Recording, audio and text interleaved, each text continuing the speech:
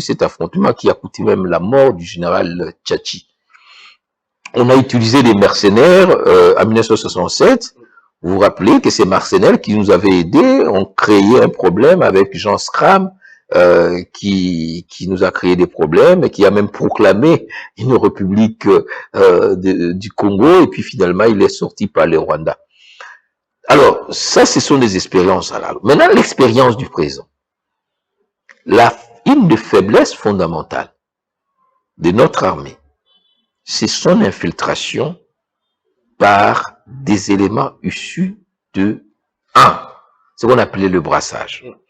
Le brassage a été conçu après l'accord de Sun City pour créer une armée nationale restructurée et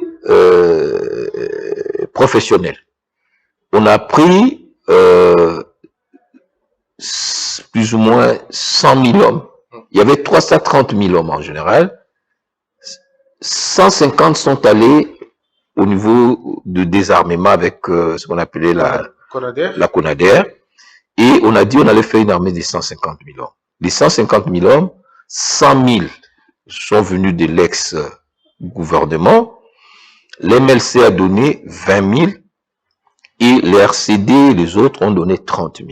Pour le MLC, c'était essentiellement les ex-phases pour la plupart des cas. Oui, des ex-phases et puis des gens que nous avons formés. Rappelez-vous, les prouesses de Baouma, les prouesses de Mamadou, ce sont des militaires du MLC.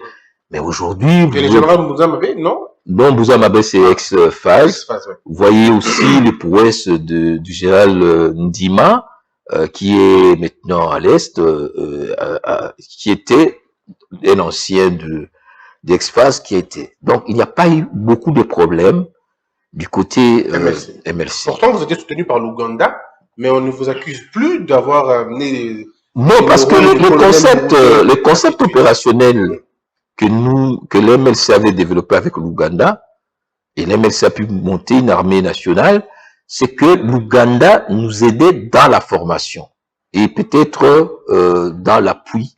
Mais nous n'avons jamais intégré les éléments de mouvement ougandais dans notre armée. Et les éléments ougandais n'avaient pas envie non plus d'entrer dans la Mais ce n'est pas le cas du Rwanda. Exactement. Le Rwanda a une autre stratégie, c'est-à-dire d'infiltrer notre armée avec d'abord ses propres éléments. Je peux vous citer le cas du général chef d'état-major Kabarebe, qui ne voulait plus rentrer chez lui, parce qu'il était chef d'état-major. Mais aujourd'hui, si vous allez dans l'armée rwandaise, il y a beaucoup d'officiers qui étaient ici. Hein? Les Mourokor et tout ça, qui avaient été dans la première ligne pour la prise de Kinshasa, qui sont rentrés au Rwanda, dans l'armée rwandaise, et qui ont laissé d'autres éléments.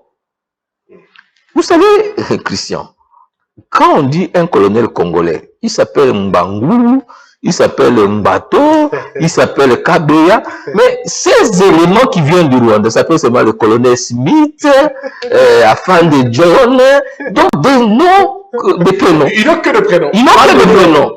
Et dès que vous allez